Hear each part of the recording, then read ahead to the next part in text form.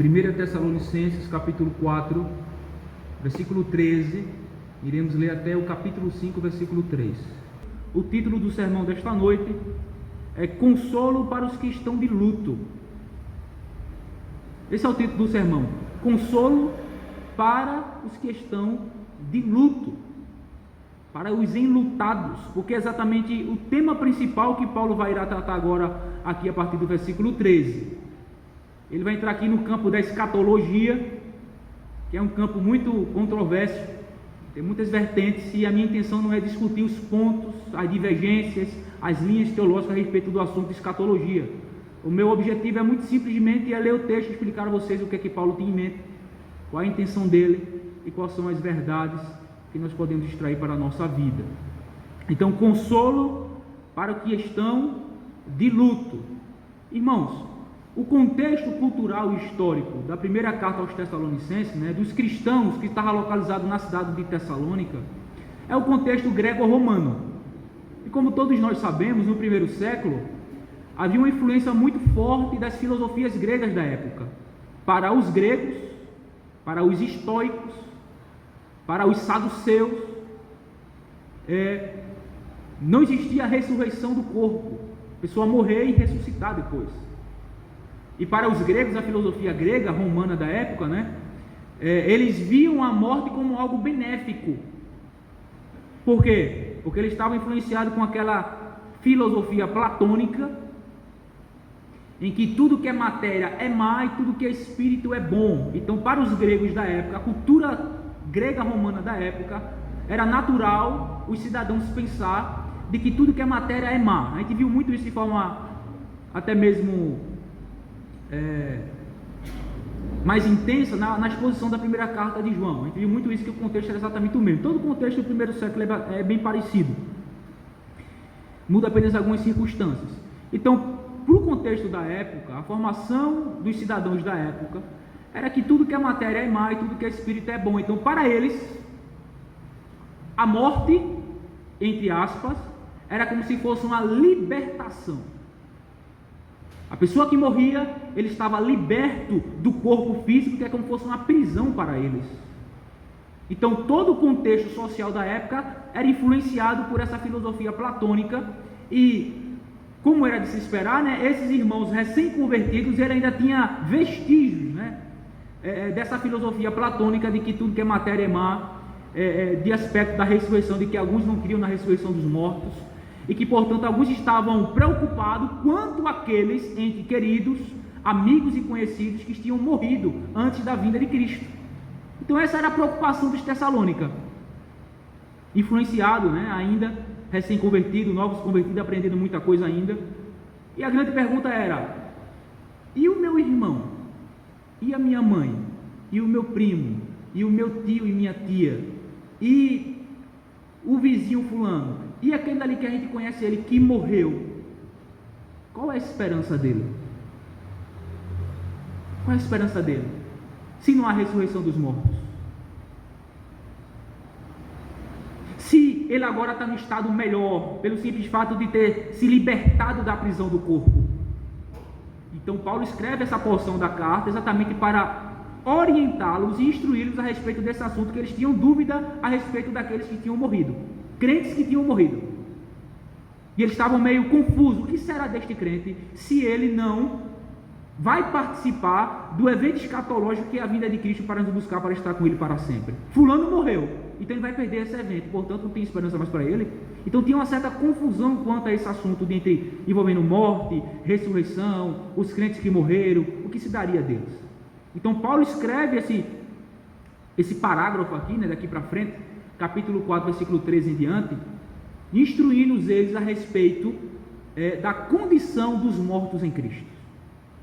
Qual a condição dos mortos em Cristo? E o objetivo de Paulo escrever isso é consolá-los a respeito daqueles que tinham morrido em Cristo. Tanto é isso que ele fala no versículo 18, Consolai-vos, pois, uns aos outros com estas palavras. Então Paulo está escrevendo e ensinando isso aqui, e corrigindo um pensamento equivocado dos Tessalonicenses a respeito da ressurreição, a respeito dos mortos em Cristo, a fim de trazer consolo a ele em relação àqueles que já tinham morrido em Cristo, crentes que tinham morrido em Cristo. Então, a fim de consolá-los, Paulo vai nos ensinar algumas verdades que nós iremos ver a partir de então. Primeiro, irmãos, que Paulo vai dizer, a fim de consolá-los, trazer consolo para aqueles que estão em luto de algum ente querido deles, ou algum conhecido deles, que morreram em Cristo, algum crente, é que a obra de Cristo é a garantia da ressurreição dos crentes. É o que ele vai falar em versículo 13 e 14. A obra de Cristo é a garantia da ressurreição dos crentes. Veja aí versículo 13 e 14. Não queremos, porém, irmãos, que sejais ignorantes com respeito aos que dormem. Esse termo aqui, dormir, o verbo dormir, é usado muito em algumas vertentes teológicas para fazer uma defesa de uma doutrina equivocada, que é a respeito do sono da alma.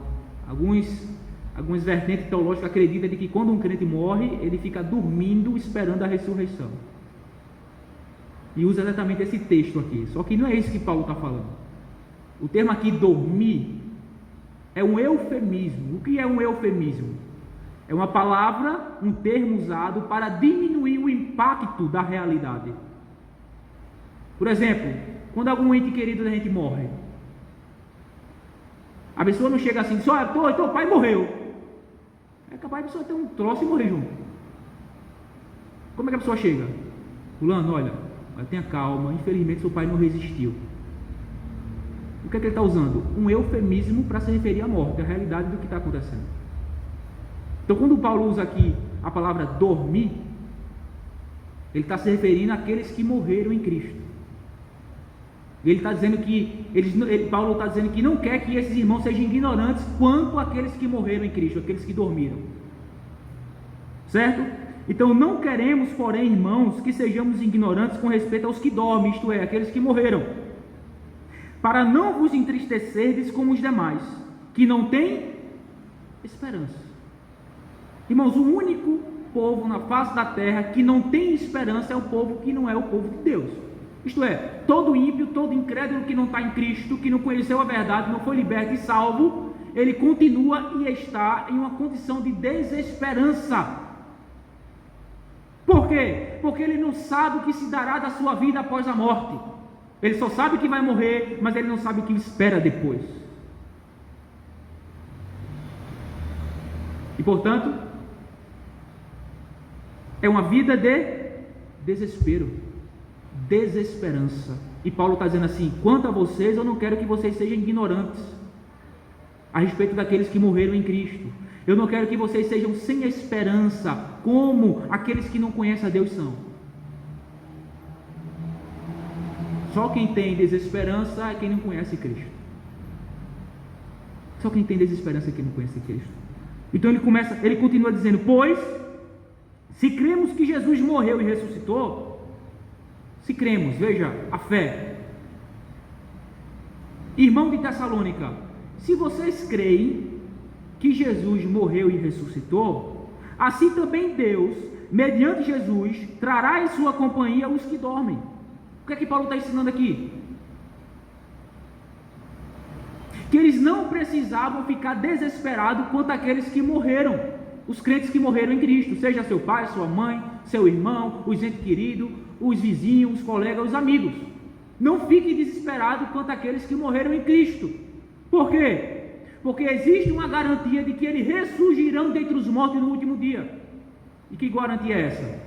Você não quer que Cristo morreu e ressuscitou? Creio, assim também Deus fará com eles. Assim como Deus ressuscitou Jesus dentre os mortos, Ele ressuscitará cada crente em Cristo para a vida eterna em Cristo e o trará em sua presença.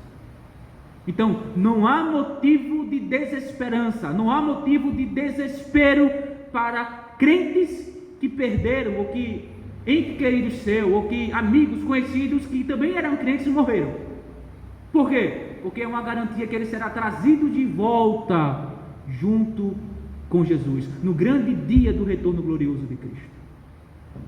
E a garantia disso é: Jesus morreu, mas ele não permaneceu morto.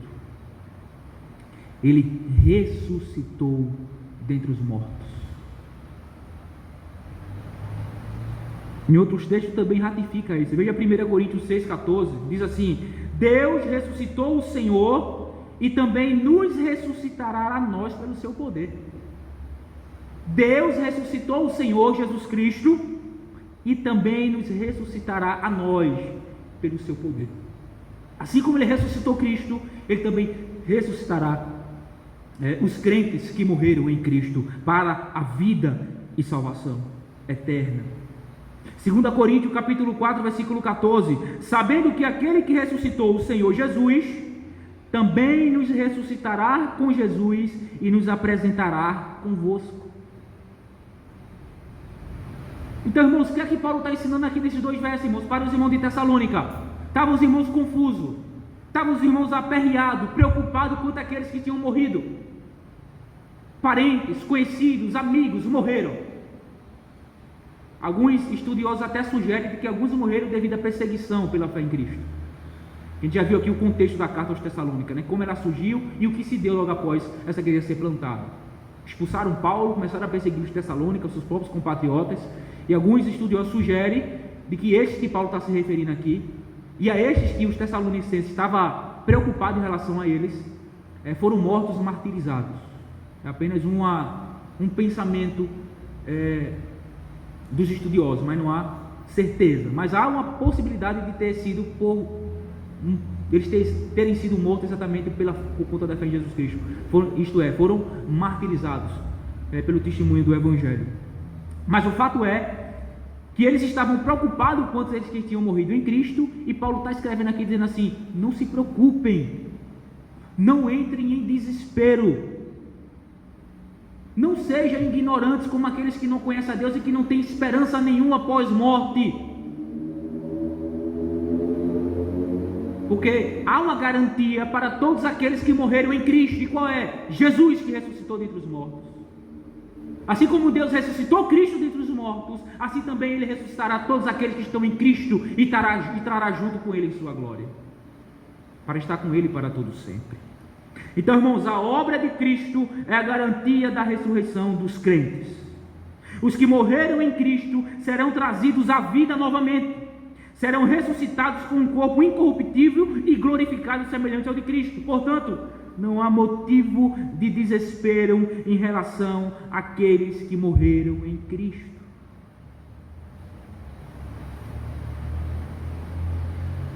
Porventura não é o que o salmista diz? Que Deus se agrada da morte dos seus santos. Porventura não é que o apóstolo Paulo diz em Filipenses que viver é Cristo, mas morrer é lucro? Irmãos, isso só quem entende é quem de fato foi salvo.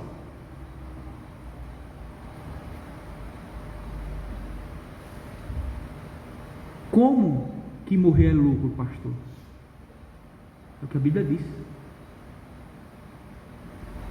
Paulo ainda vai dizer: olha, eu ficarei aqui com vocês, se for a vontade de Deus, se necessário, para a edificação da vossa fé, mas muito melhor disso é estar com Cristo. Melhor ainda é estar com o Senhor. A história conta que quando Paulo estava sendo levado pelos soldados para ser morto por conta da fé em Jesus Cristo, ser martirizado em Roma, lá na década de 60 do primeiro século, lá por ano 67, 68 por aí, o soldado estava levando ele rumo ao local onde ele seria morto, decapitado. Qual o crime de Paulo? Crer em Jesus, ser um cristão.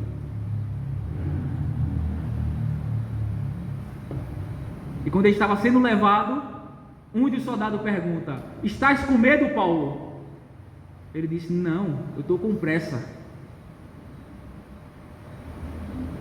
Irmão, só quem tem essa esperança, só quem compreende, quem com os olhos da fé enxerga de que o estar com Cristo é muito melhor do que estar aqui, agora. Muito melhor estar com Cristo. Portanto, irmãos, Não há motivo de se desesperar quando um irmão em Cristo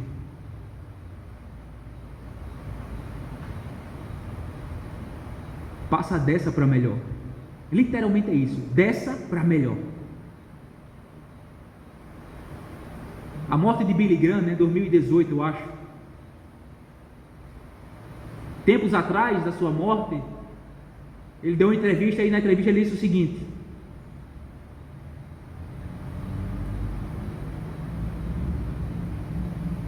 eu não irei morrer, eu irei apenas mudar de endereço. Essa é a esperança do crente. Quando vocês ouvirem dizer Billy Graham morreu, eu digo assim: não, ele não morreu, eu apenas mudei de endereço, eu fui morar na casa do Pai. Essa é a esperança do crente. E por essa razão, pela garantia conquistada pelo nosso Senhor, pelo nosso Salvador, pelo nosso irmão mais velho, a partir da sua obra completa, cabal, suficiente em favor de pecadores como nós, ele nos garante de que estaremos com Ele para sempre. Portanto, não há motivo de desespero, de desesperança, como os ignorantes, como os ímpios que não conhecem a Deus. Nos está reservada uma coroa de glória, uma vida eterna. Iremos ver a face do nosso Senhor, livre e completamente livre da presença do pecado. Então, é o que Paulo ensina aqui. A obra de Cristo é a garantia da ressurreição dos crentes. Você já perdeu algum ente querido que era crente? Algum conhecido? Algum amigo? Evidentemente, irmãos, pelo fato de estarmos ainda nesse plano, a tristeza nos acomete. Mas hoje, abra bem os seus ouvidos. Não há motivo você estar em desespero, de você se entristecer, como Paulo vai dizer, para não vos entristecerdes como os demais que não têm esperança. Não se entristeça,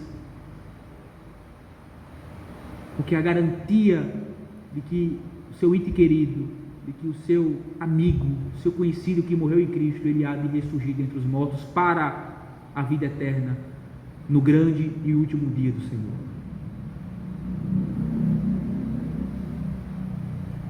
Mas uma segunda coisa que Paulo vai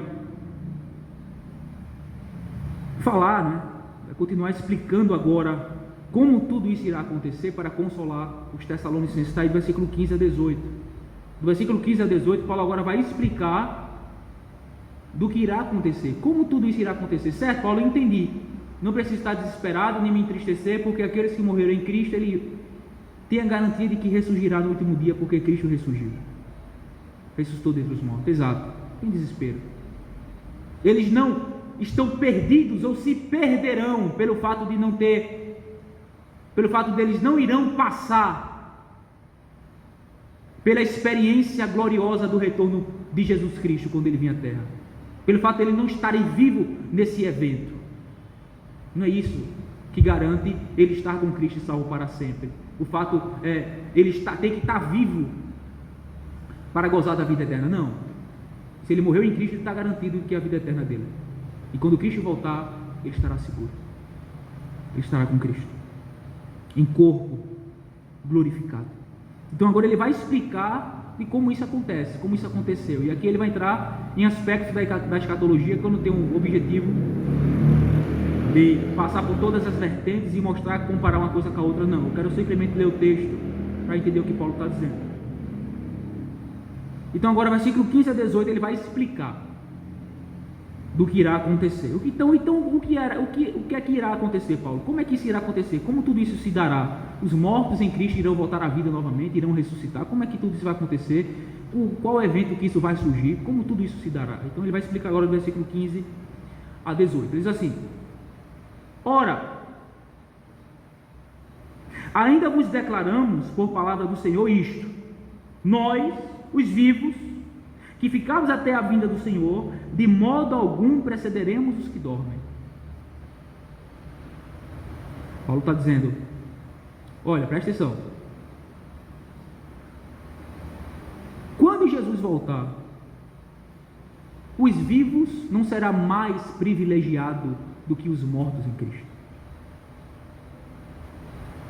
nós não iremos preceder aqueles que já morreram em Cristo. Então ele agora vai começar a explicar o que vai acontecer. Portanto, o Senhor mesmo, isso aqui é um detalhe importante, quem voltará será o mesmo Cristo que foi pendurado numa cruz há 2000 anos atrás, não será outro. O Jesus que foi morto,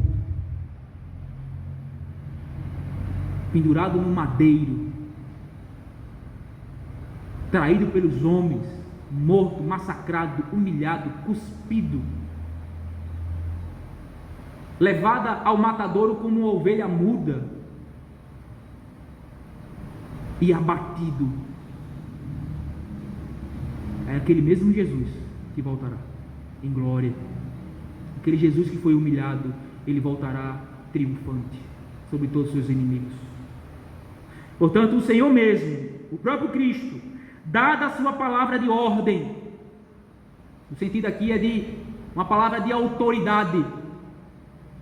É alguém que é autoridade dando uma ordem, pronunciando uma palavra para que algo seja feito. O que é que vai ser feito? Jesus fala, dá ordem, ouvida a voz do arcanjo e ressoada a trombeta de Deus. Uma trombeta, nesse texto aqui, faz referência a uma trombeta de fato, em que era tocada para anunciar a chegada de uma autoridade.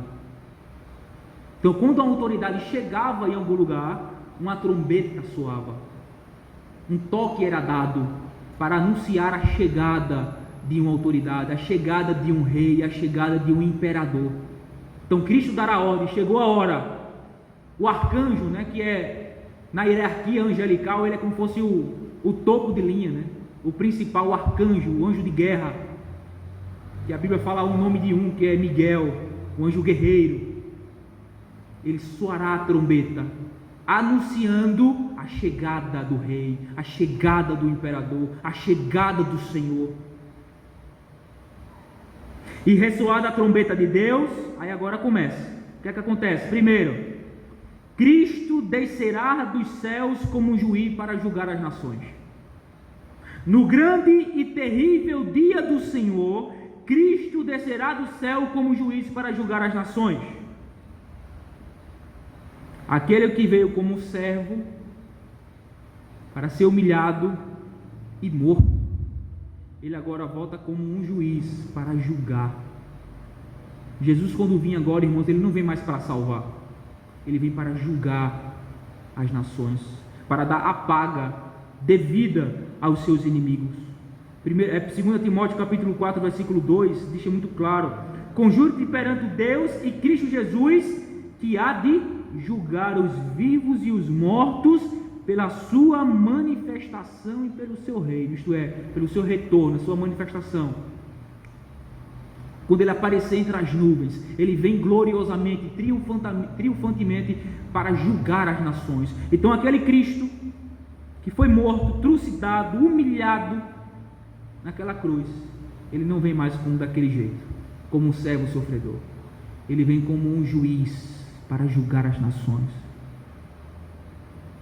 para punir os seus inimigos, para fazer justiça e juízo contra todos os seus inimigos, contra todos aqueles que rejeitaram a oferta gratuita e gloriosa do Evangelho. Cristo descerá do céu como juiz para julgar as nações. Segundo, o que é que vai acontecer quando Cristo voltar? Os mortos ressuscitarão. Os mortos ressuscitarão. Eu quero aqui dizer a vocês que não somente os crentes. Paulo não faz menção aqui aos ímpios, porque ele está tratando aqui com a igreja, tirando dúvida da igreja.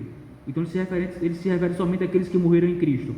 Mas no retorno glorioso de Cristo, todos os mortos ressuscitarão, tanto crentes como ímpios. Os crentes para a vida eterna, os ímpios para a condenação eterna, para receber a sua sentença. Veja João capítulo 5. Deixar claro isso, que a ressurreição não é somente dos crentes, mas a ressurreição é de todos.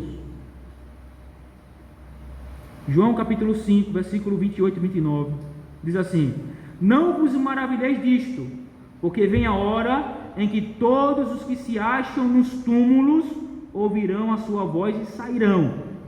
Os que tiveram feito o bem para a ressurreição da vida, e os que tiverem praticado o mal para a ressurreição do juízo, da condenação. Tem outro texto que fundamenta ainda um pouco mais. É o velho texto do Apocalipse, né? O grande dia do trono branco, dia do juízo. Apocalipse capítulo 20, versículo 11 a 15. Diz assim: vi um grande trono branco e aquele que nele se assenta, de cuja presença fugira a terra e o céu, e não se achou lugar para eles. Vi também os mortos, os grandes e os pequenos, postos em pé diante do trono. Então se abriram os livros, ainda outro livro, o livro da vida, foi aberto, e os mortos foram julgados segundo as suas obras, conforme o que se achava escrito nos livros. Deu o mar os mortos que nele estavam. A morte e o além entregaram os mortos que neles havia, e foram julgados um por um, segundo as suas obras. Então a morte e o inferno foram lançados para dentro do lago de fogo. Esta é a segunda morte, o lago de fogo. E se alguém não foi achado escrito no livro da vida, esse foi lançado para dentro do lago de fogo. Aqui a gente vê também muito claramente que o último dia, o dia do juízo, é o dia que todos ressuscitarão dentre os mortos. Uns para a vida, outros para a condenação. Então essa é a segunda coisa que vai acontecer. Jesus volta para julgar as nações. Nesse mesmo momento, os mortos ressuscitam para ser julgados segundo as suas obras. Uns receberão a sentença da vida eterna, outros da condenação eterna. Acontece uma terceira coisa. O que é que acontece? Os crentes vivos serão transformados em seus corpos. É o que Paulo falou aqui no versículo, né?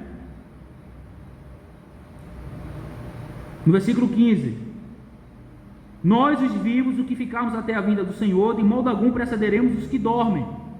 Em paralelo com 1 Coríntios que nós lemos, vamos ver claramente que quando os mortos ressuscitarem, os crentes receberão um corpo glorificado, um corpo transformado. Os crentes vivos terão seus corpos transformados.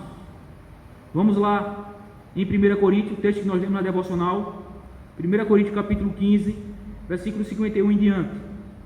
Diz assim: eis que vos digo um mistério, nem todos dormiremos. Exatamente, Paulo está usando o mesmo eufemismo. Nem todos morreremos, é o que ele quer dizer. Nem todos dormiremos, mas transformados seremos todos. Como será isso?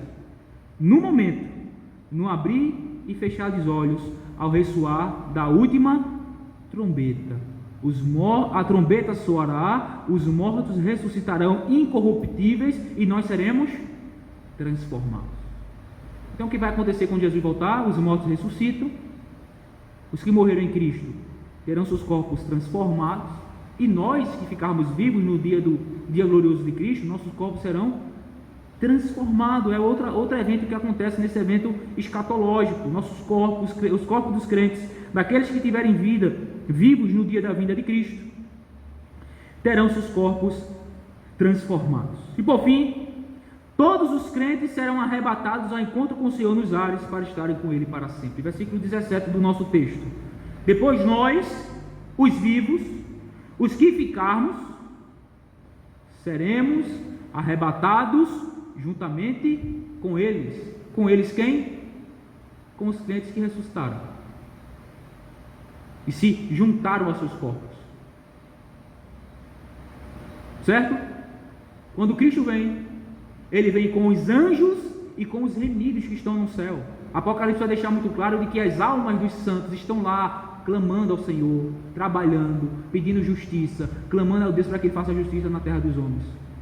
Estão lá em plena consciência, já gozando da vida eterna, só que agora só em espírito, né? O corpo está na terra esperando a ressurreição.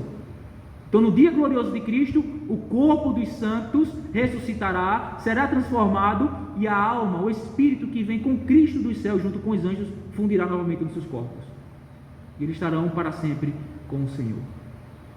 Estarão para sempre com o Senhor. Depois nós, os vivos, os que ficarmos, seremos arrebatados juntamente com eles entre nuvens para o encontro do Senhor nos ares. E assim estaremos para sempre com o Senhor. Assim estaremos para sempre com o Senhor. Quando se dará todas essas coisas, irmãos? A resposta é: no grande e terrível dia do Senhor. O dia do retorno do Rei. O dia da vinda do leão da tribo de Judá. O dia do juiz de toda a terra. O dia que o justo e o reto juiz vem para julgar as nações. E aí todos esses eventos irão acontecer. A trombeta soa, ele aparece nos ares com os remidos e com os anjos, os mortos ressuscitam, os crentes se unirão às suas almas, terão seus corpos transformados, os crentes mortos, nós que estamos vivos nesse momento seremos transformados e subiremos junto com aqueles que ressuscitaram para o encontro com o Senhor nos ares e estaremos com Ele para sempre. A partir de então, aí é o juízo final, não tem mais nada depois. Existem evidentemente vertentes teológicas, a gente não vai entrar no mérito, mas é isso que a Bíblia diz de forma simples: quando Jesus voltar, acabou-se, a porta fechou-se, a esperança de salvação também, e tudo que acontecerá agora é o juízo final e o início do novo céu e nova terra onde habita a justiça, onde estaremos e viveremos para sempre com o nosso Senhor. Mas aqueles que não creram, se está ruim aqui, estará na situação pior ainda, porque uns ressuscitarão para a vida, outros para a condenação.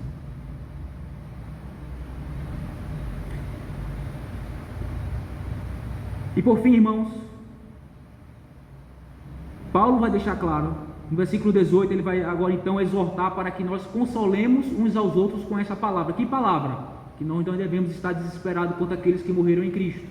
Há garantia, essa garantia em Cristo, e ele explicou aqui no versículo 12, do versículo 15 a 17, como tudo isso se dará. E aí no versículo 18 ele conclui o pensamento dele a respeito disso, dizendo: olha, console uns aos outros, não precisa ficar em desespero quanto àqueles que morreram em Cristo. Não se entristeça. A esperança, a garantia para ele é a garantia de Jesus Cristo. Assim como Deus ressuscitou ele, ele irá de ressuscitar também aqueles que morreram em Cristo para a vida eterna. Então agora, Paulo já se precave, ele já providencia uma resposta para a possível pergunta que iria surgir, né? E qual pergunta que iria surgir? Paulo, quando será isso? Paulo, então quando é o dia que Jesus vem? Aí ele vai responder do versículo 1 a 3 do capítulo 5. Certo? Irmãos, relativamente aos tempos e às épocas, não há necessidade de que eu vos escreva. Deixa eu dar um dado histórico a vocês aqui. Acho que eu já contei a vocês aqui na exposição da primeira carta de João. Um pastor batista chamado William Miller faz uma previsão da vinda de Cristo para o dia 21 de março de 1883, século XIX. Essa previsão falhou e ele remarcou para o ano depois, dia 21 de março de 1844. Essa previsão também falha e ele estabelece uma nova data para o retorno de Cristo. A data agora é 22 de outubro de 1844. Mas também nada acontece, e esse dia ficou conhecido como o grande desapontamento. Diz a história, irmãos, que as pessoas estavam vendendo suas casas, abandonando seus empregos, e no dia marcado, dia 22 de outubro de 1844, as pessoas estavam no telhado das suas casas, vestidas de branco, esperando o retorno glorioso de Cristo. Porque esse homem chamado William Miller, ele fez previsão e datou o dia que Jesus voltava. Ainda tem hoje pessoas datando um dia que Jesus vai voltar. Tem alguns loucos aí na internet fazendo algumas contas lá, né? A numerologia lá bíblica que eles dizem, e vai dizer, não, juntando isso com isso, somando isso com aquilo, tal ano Jesus volta. Veja quantas pessoas foram enganadas do século XIX com essa previsão desse homem. E isso aqui foi um fundamento para o surgimento da conhecida a Igreja Adventista do Sétimo Dia. Ellen White, junto com o outro homem, diz que ele não errou na sua previsão, mas diz que a vinda de Cristo é no sentido de que ele saiu do lugar santo e agora entrou no lugar do Santo dos Santos para fazer expiação pelo pecado. É o juiz investigativo, né? A doutrina do juiz investigativo. Ele está investigando as obras dos homens para ver quem vai ser salvo. E assim surge, né? Ali é a semente da Igreja Adventista do Sétimo Dia. Então, ela ficou aí fundamentada com as ideias de Ellen White e esse outro homem lá. E assim surge a igreja, não é isso? Então veja, irmãos, homens como esse existe até o dia de hoje, fazem previsão de quando Jesus voltar. Mas qual é a resposta de Paulo? O que é que Paulo vai dizendo aqui, vai estar ensinando aqui na palavra de Deus? Irmãos, relativamente ao tempo e às épocas, não há necessidade de que eu vos escreva. Por quê? Porque vocês mesmos estáis inteirados, conscientes, ensinados, instruídos, com precisão, de que o dia do Senhor vem como um ladrão de noite. É a primeira figura que Paulo usa aqui para se referir à volta do dia de Jesus. Você sabe qual é o dia que o ladrão vai lhe assaltar? Não, o ladrão não avisa.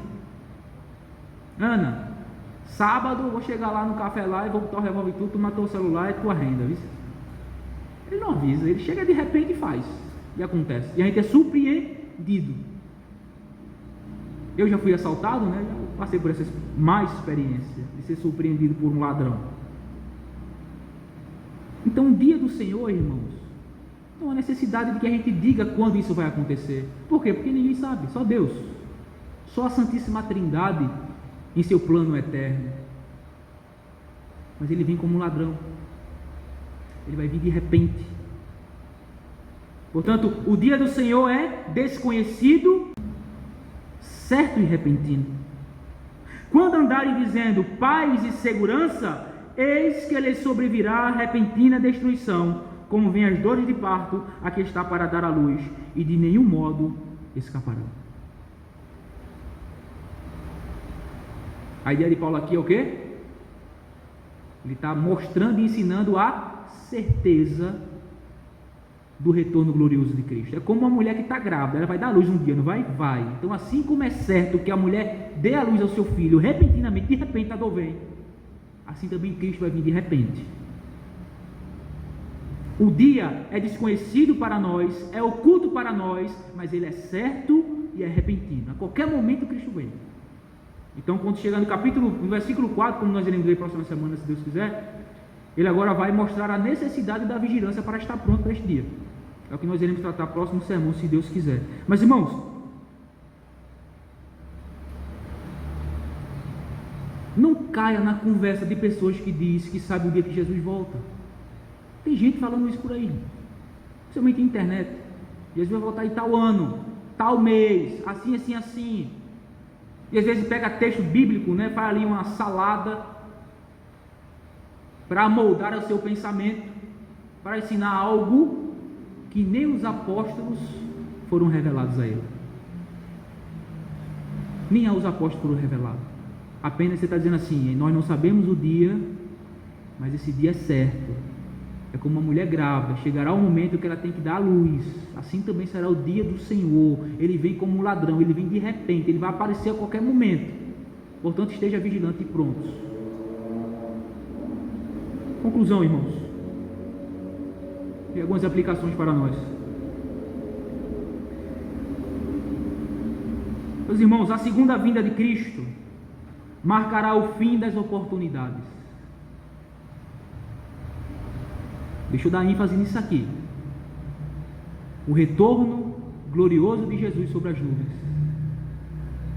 para então dar início ao novo céu e nova terra, onde habita a justiça, marcará o fim das oportunidades. Cristo não vem mais como um servo sofredor, mas como um rei vitorioso. Quando a trombeta soar, não haverá mais tempo para se preparar. A porta será fechada e então será tarde demais para buscar a salvação. Agora é o tempo da salvação, meu querido. É o ano aceitável do Senhor, é o dia da salvação, é hoje. Porque quando Cristo voltar, quando a trombeta soar e raiar entre as nuvens, não há tempo mais de você buscar a salvação. As oportunidades foram findadas, serão findadas. E tudo o que importará não é se você tem muito ou pouco dinheiro, não é de quem você é filho. Tudo o que importará é se você está em Cristo ou não. Se você está em Cristo, lhe está reservado um céu de glória com o seu Senhor. Mas se você não está em Cristo, tudo o que restará para você é choro, dor e ranger de dente. Choro, dor e ranger de dente. Os anos que você viveu, algumas dezenas, você jogou tudo na lata do lixo e recusou a graça da salvação em Cristo Jesus. Portanto, o dia do retorno glorioso de Cristo marca o fim das oportunidades. Você que está ouvindo hoje essa palavra, Deus está lhe concedendo uma oportunidade de salvação. Cada segundo da sua respiração, Deus está lhe concedendo a oportunidade de salvação. Cada momento da sua vida, Deus está lhe concedendo a oportunidade de salvação.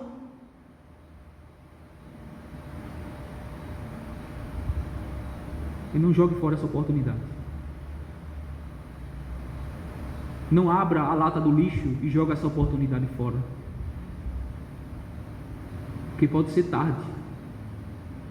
Nós não saberemos. Assim como nós não sabemos o dia do retorno de Cristo, também nós não sabemos o dia da nossa morte. E no dia da morte, nada do que você é, ou nada do que você tem importará. Não importa se você tem muito dinheiro, não importa se você mora numa bela casa, não importa se você tem carro, não importa se a conta bancária é gorda, não importa se você tem uma família respeitada, não importa nada disso. Tudo que irá importar é se você está ou não coberto com a justiça de Cristo. É se você está ou não em Cristo. É isso que vai importar. E isso vai decidir a sua eternidade. É isso que decide a sua eternidade. Se você está em Cristo ou não.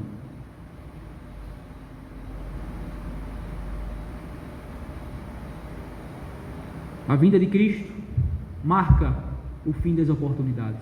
Saia daqui com isso na cabeça. O retorno de Cristo marca o fim das oportunidades. Também, quando a morte bater na sua porta, marca o fim das oportunidades. Aí talvez você pense, pastor, desde que eu era criança, eu escuto falar a mesma coisa, Jesus está voltando. E até agora eu não estou ouvindo nada, pastor. Essa é a resposta de Deus para você.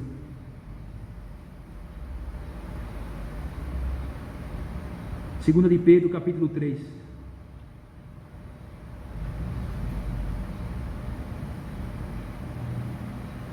Tendo em conta, antes de tudo, que nos últimos dias virão escarnecedores com seus escárnios, andando segundo as suas próprias paixões e dizendo: onde está a promessa da sua vinda?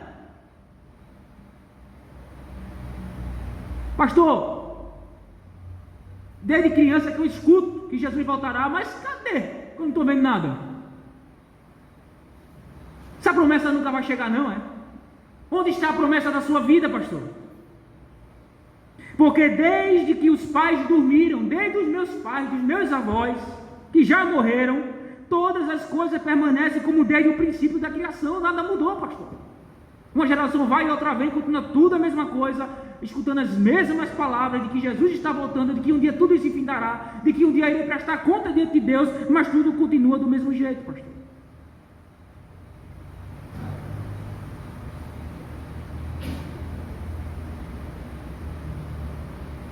A resposta é: não retarda o Senhor a sua promessa. Versículo 9. Como alguns a julgam demorada, pelo contrário, Ele é longânimo para convosco, Ele é paciente contigo, porque se Ele voltasse, já tivesse voltado, qual seria o teu destino eterno? visto que você não está coberto com a justiça de Cristo, visto que você continua na sua incredulidade, na sua impiedade, na sua perversidão, qual seria seu destino eterno? Salvação ou condenação? Certamente condenação. Ele não retarda a sua promessa, ele está sendo paciente com você, longânimo, paciente,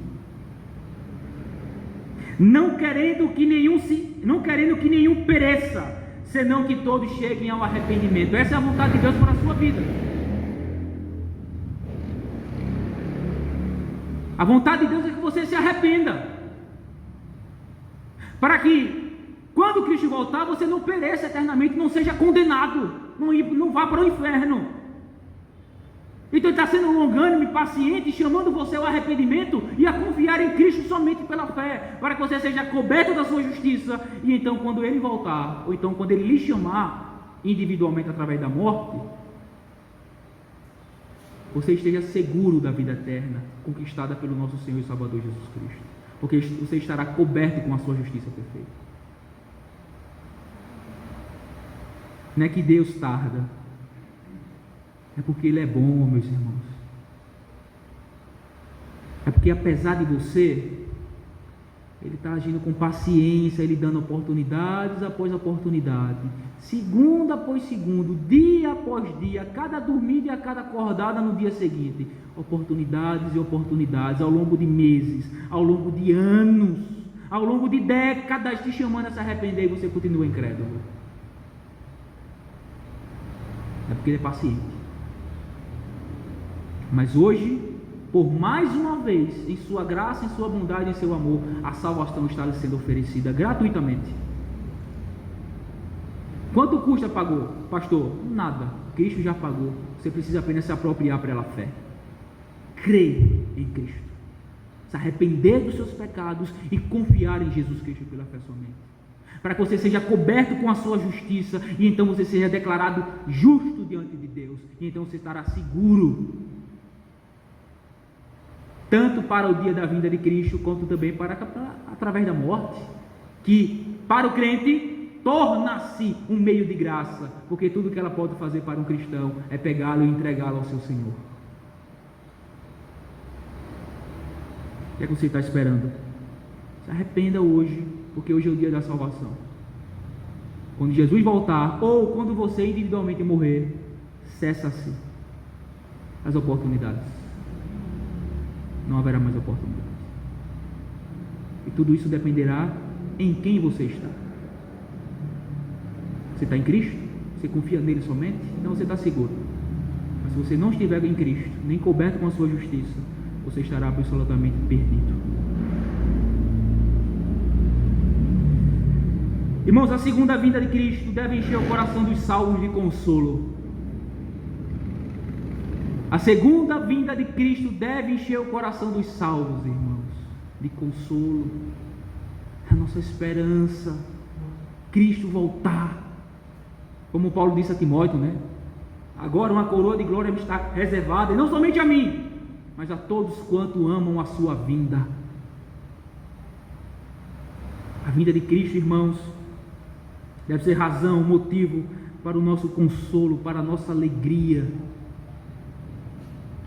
para a nossa esperança, porque por fim, quando Ele voltar, toda essa maldade será dissipada, e então adeitaremos para os novos céus e nova terra, onde habita a justiça, e viveremos com Ele para sempre, longe de todo mal, longe da presença do pecado, e poderemos viver uma vida completa, total, 100% agradável ao Senhor, para o louvor da sua glória. Essa é a esperança do crente, mas esse é o desejo do crente.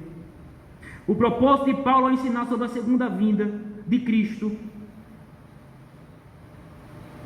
o propósito de Paulo ao ensinar sobre a segunda vinda de Cristo e a ressurreição, não é alimentar a curiosidade alheia, mas consolar os crentes, aqueles que creem em Cristo e foram perdoados, cujos nomes estão escritos no livro da vida, não tem motivo para se entristecerem. Devemos nos animar uns aos outros, uma vez que caminhamos não para pura e simplesmente uma tumba fria, mas para o alvorecer da ressurreição, para a vida eterna. Irmãos, nosso destino é a glória eterna, nossa pátria é o céu, temos uma viva e bendita esperança, temos como herança a bem-aventurança eterna. Portanto, alegremos-nos no Senhor, não nos entristeçamos, irmãos, nem por nós, nem por aqueles que nós perdemos, mas que morreram em Jesus Cristo. Afinal de contas, disse Jesus: não leste? Deus não é Deus dos mortos, mas dos vivos. Os que morreram em Cristo estão vivos. Vivos. Mas aqui eu quero cutucar a igreja, porque ao estudar esse texto e meditar nele, eu fui também incomodado. Pelo que, pastor? Paulo está falando da esperança daqueles que morreram em Cristo. Mas é um fato que muitos de nós já morremos pessoas que não estavam em Cristo. Eu não quero que você foque nisso, que certamente nos causa tristeza, não somente pela morte, pela saudade, mas pela condição com a qual essa pessoa partiu. Mas foque no seguinte: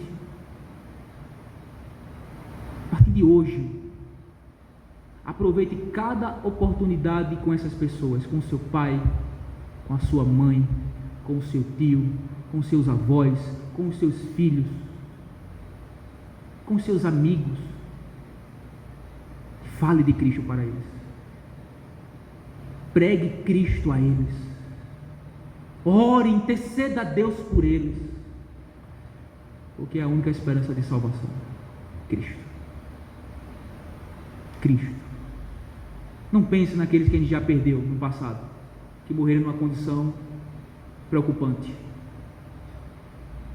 Mas a partir de hoje, pense naqueles que estão ao seu redor, seus entes queridos, sua família, seus amigos, seus colegas, e em cada oportunidade dada pela providência de Deus, fale de Jesus a eles.